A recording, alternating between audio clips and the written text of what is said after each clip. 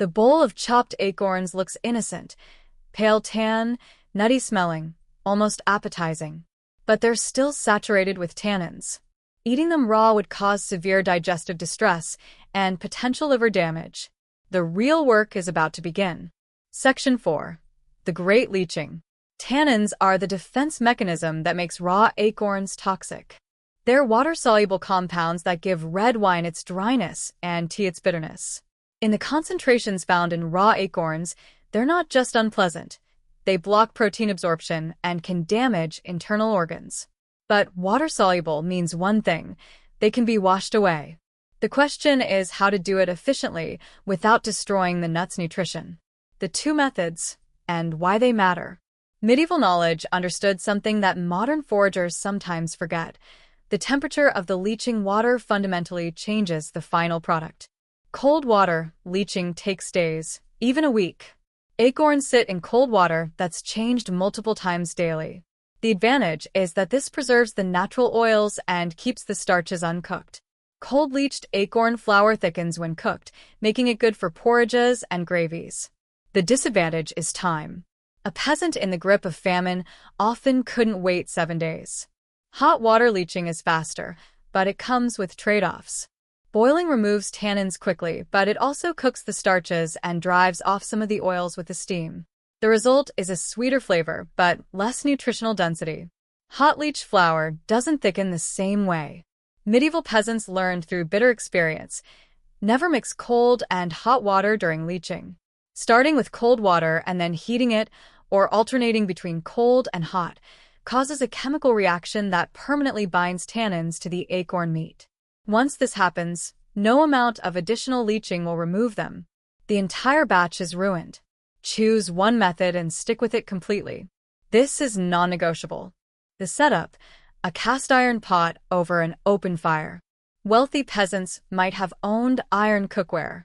Poorer families relied on precious ceramic pots that represented a significant investment and couldn't be easily replaced. Bring water to a rolling boil. Add the chopped acorn pieces. Within minutes, the transformation is visible. The water turns the color of dark tea, then deepens to almost black. This is the poison leaving the nut. The tannins are dissolving into the water. After 20 minutes of boiling, the acorns are carefully strained and the dark water is discarded. It's toxic enough that medieval texts warn against giving it to animals. Fresh water is added, and the process repeats. Second batch. The water still turns dark, but not quite as intensely. Third batch. The color is noticeably lighter, more brown than black. Fourth batch. Pale yellow water, almost clear. The wood ash secret.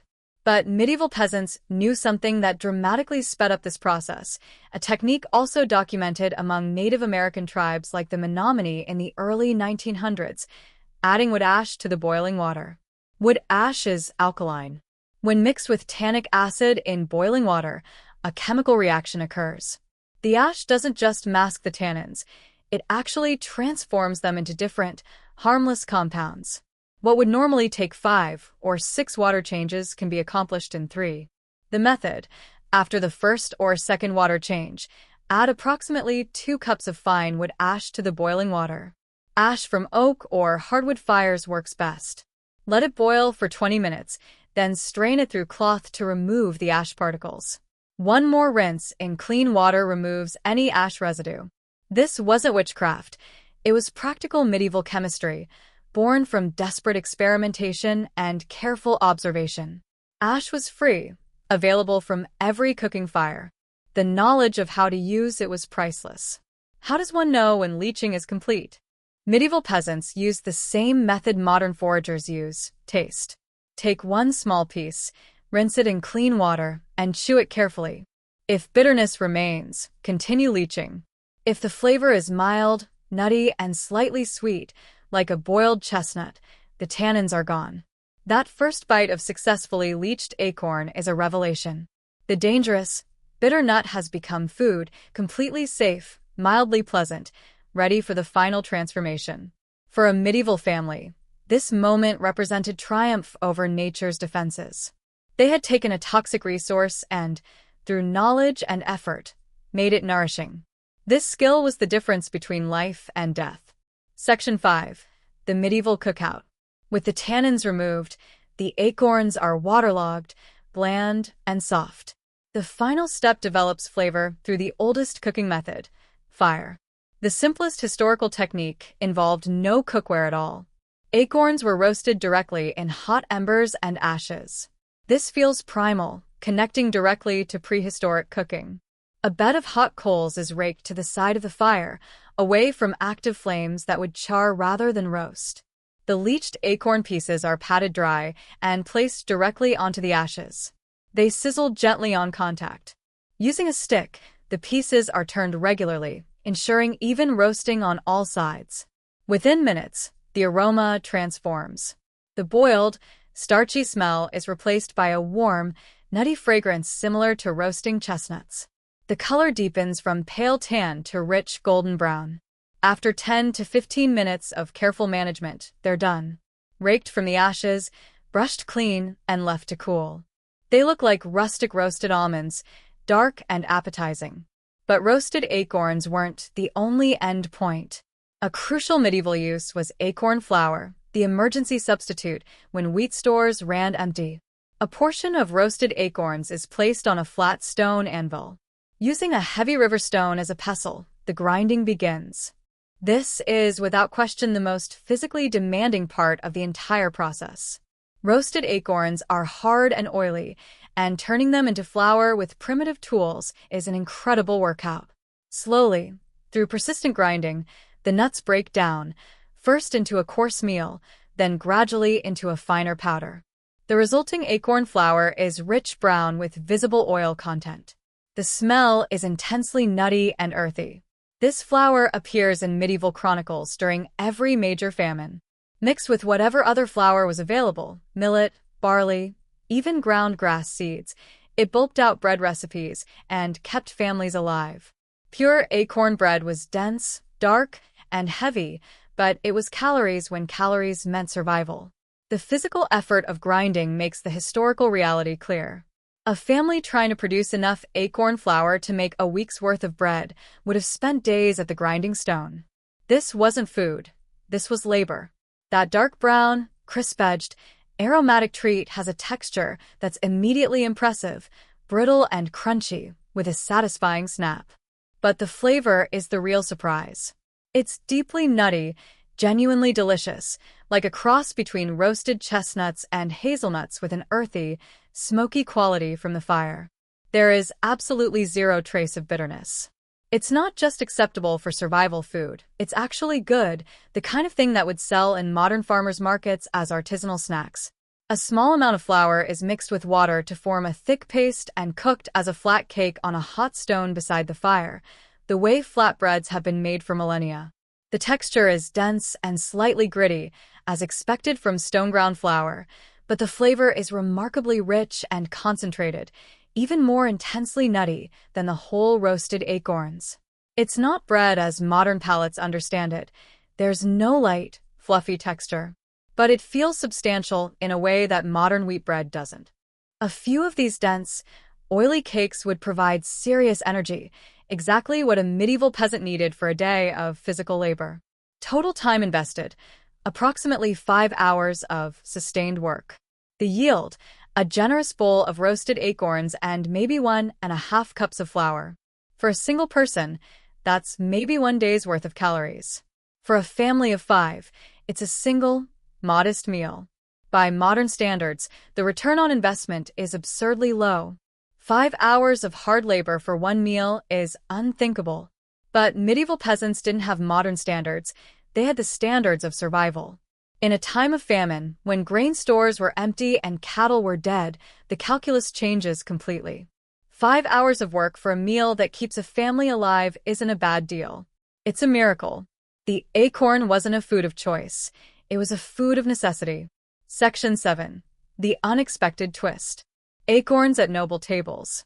But the story of medieval acorns has an unexpected twist. These nuts, so strongly associated with desperation and famine, eventually appeared on the tables of the European elite, not because of scarcity, but because of fashion. 15th-century medical texts, like the Tractatus de modo preparandi et condiandi omnia severia, began praising the supposed medicinal virtues of fresh, large acorns. Physicians recommended them for various conditions, and where medicine led, cuisine followed. A recipe from Renaissance Italy describes an elaborate acorn torta, essentially a pie. The process began the same way. Acorns from turkey oaks were carefully leached to remove tannins, parboiled in meat broth or salted water, then ground in a mortar and filtered. But then luxury took over. The acorn paste was mixed with fresh butter, milk, cream, grated aged cheese, ricotta, sugar, cinnamon, pepper, and raw egg yolks. The pie was baked and finished with a glaze of sugar, cinnamon, and rose water. This was acorn food, artificially ennobled, the phrase used in period texts, a survival food of peasants transformed into an elite delicacy through the addition of expensive ingredients. It represented the strange way class dynamics played out in medieval cuisine. Poverty food could become prestigious if prepared with enough complexity. So, what actually happens when you roast acorns like a medieval peasant? The process is laborious, physically demanding, and connects you to a forgotten rhythm of life. A simple nut, ignored in modern times, reveals itself as holding complex layers of toxicity and redemption. But something else happens too. The taste is surprisingly delicious. The process, despite its hardship, becomes its own reward. There's a profound satisfaction in successfully completing each step: the float test, the leaching, the transformation from poison to food. This experience creates a deep respect for the people who lived this reality daily. Their lives were unimaginably hard by modern standards, yet they possessed resilience and practical knowledge of the natural world that modern civilization has almost completely lost. The archaeological evidence tells the story. Specialized acorn processing vessels from 7,000 years ago, Iron Age granaries filled with acorn reserves, medieval chronicles documenting acorn bread during every famine. This wasn't occasional emergency food. This was a fundamental survival strategy that sustained human civilization through repeated crises. Was it worth it as a practical way to acquire food today? Absolutely not. The effort-to-calorie ratio makes no economic sense when grocery stores exist, but as a way to understand history and appreciate the present, without question. History isn't just in books. It's in the earth beneath our feet and in the skills civilization has forgotten. Every acorn lying ignored on the ground represents knowledge that kept our ancestors alive. That knowledge still exists, waiting to be remembered.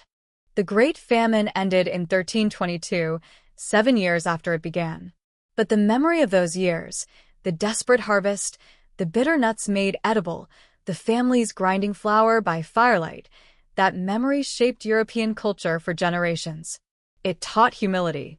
It taught resourcefulness. And it taught that survival, real survival, is work. Constant, hard, unforgiving work. These roasted acorns taste like history, and history, it turns out, tastes better than expected. If this deep dive into medieval survival fascinated you, there are dozens more forgotten techniques waiting to be rediscovered. Subscribe to see what happens when ancient wisdom meets modern testing. The comment section is full of people sharing their own foraging experiences. Join the conversation below. Join the conversation below. The converse. Most people just see acorns as yard waste, something to rake up, get rid of, and walk all over without giving it a second thought. But while we might see them as a pain, a medieval peasant facing starvation saw salvation in these simple nuts. They hold a dark history. During the Great Famine of 1315, when crops rotted because of endless rain and a mysterious disease wiped out 80% of Europe's cattle, 10 million people were faced with a tough choice: learn to eat what the forest provided or starve to death. Medieval chronicles even had a specific term for the worst kind of disaster, a forest famine, which meant even the acorns didn't ripen. But when they did grow, these bitter nuts were the difference between living and dying. For thousands of years, the question of how to turn a toxic nut into food defined survival. The process reveals secrets that medieval peasants died protecting, techniques backed up by 7,000-year-old archaeological evidence, and a chemical trick that changes everything. Before we get into the medieval techniques, leave a comment. Have you ever foraged for wild food? Or would this be your first time trying something like this? The community loves hearing everyone's foraging stories. Section 1. When forests became supermarkets. The Great Famine started with weather that felt like the end of the world. In the spring of 1315, it started raining nonstop all across northern Europe, and it didn't let up for 2 whole years. Fields turned into swamps, and grain couldn't ripen. The seeds that medieval farmers planted yielded disastrous results. If they planted 2 seeds, they only harvested 2 back, 1 to plant the next year and 1 to eat. In good years, that ratio was 7 to 1. Modern agriculture gets 30:1. But the weather wasn't the only problem. Between 1315 and 1319, a mysterious cattle plague swept across Europe from Eastern Asia, killing 60 to 80% of all livestock. England and Wales lost 62% of their herds in a single year. This meant more than just a loss of meat. It meant no milk, cheese, butter, or leather. The protein that kept medieval peasants alive vanished. 10 to 15% of Northern Europe's population, around 3 million people, died.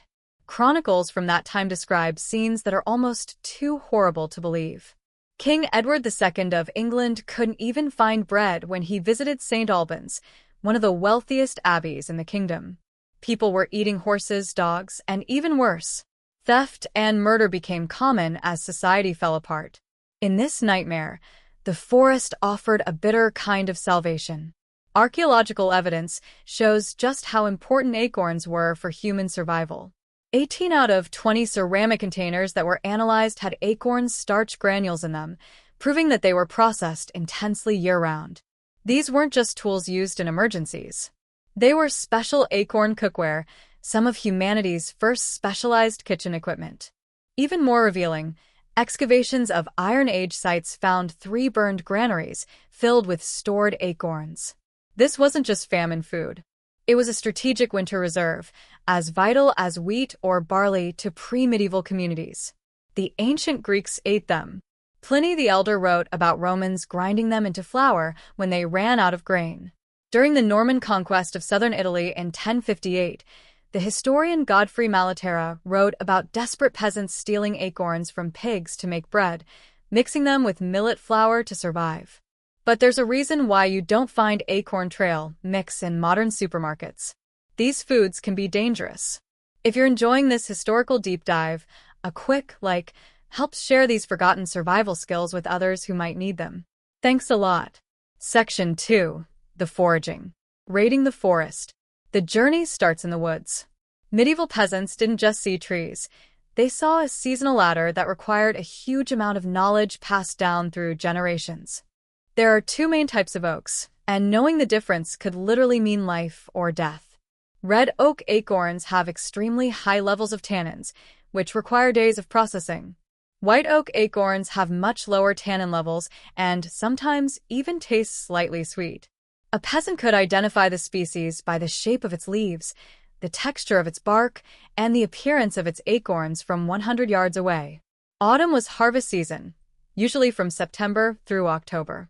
Oak trees drop a caloric bonanza, acorns packed with carbohydrates, fats, and proteins. In a world where every calorie meant survival, this was portable energy that could be stored for months. The selection process.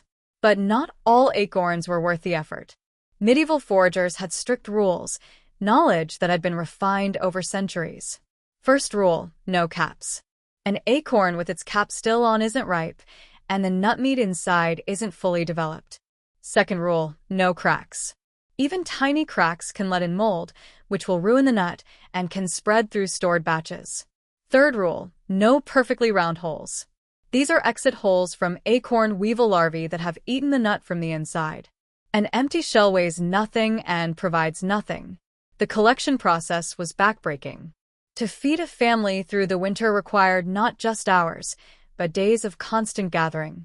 This wasn't a relaxing afternoon activity. It was a race against squirrels, deer, and wild boar, all competing for the same resource. Villagers would organize communal foraging parties, with entire families working together in a frantic harvest before the first frost.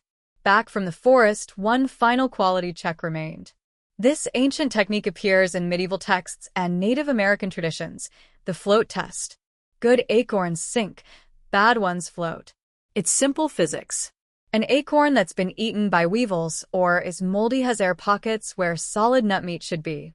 Drop the entire harvest into a pot of water. The bad ones will rise to the surface and can be skimmed off right away.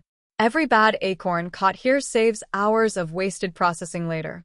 After the float test, the good acorns are laid out to dry, sometimes for weeks near the hearth. Drying makes the shells brittle and the nut meat firmer, both of which are essential for the next phase. Section 3. The preparation. Shelling. The first challenge. The tools were brutally simple. 2 rocks, 1 flat surface, and 1 hammerstone. The technique required precision. If you crack them too hard, the nut meat turns into a gritty paste mixed with shell fragments. Too soft and nothing happens. Each acorn requires individual attention. Hold the nut on the flat stone, position it correctly, and deliver a controlled strike. The shell fractures. Peel away the woody exterior. Repeat. Repeat again and again. For 3 cups of shelled nut meats, this process takes almost an hour. Your hands become stained dark brown from constant contact with tannin-rich surfaces. Your fingers ache and your wrists get tired. But this was just the beginning. Inside the shell, there's another barrier, a papery skin called the testa, which is also saturated with tannins. On some acorns, it flakes away easily. On others, it clings stubbornly and must be scraped off piece by piece with a knife or fingernails. Imagine a medieval family gathered around the evening fire. Everyone's hands are busy. Children are removing the testae, adults are cracking shells, and grandparents are supervising the quality. The rhythmic cracking provides a constant backdrop to conversation. This communal labor has disappeared from modern life, but it was the heartbeat of medieval evenings. The final preparation step increases the surface area for the critical next phase. Using the same hammerstone, the nut meats are coarsely chopped into gravel-sized pieces. Larger chunks take longer to leach. Medieval efficiency demanded this extra step.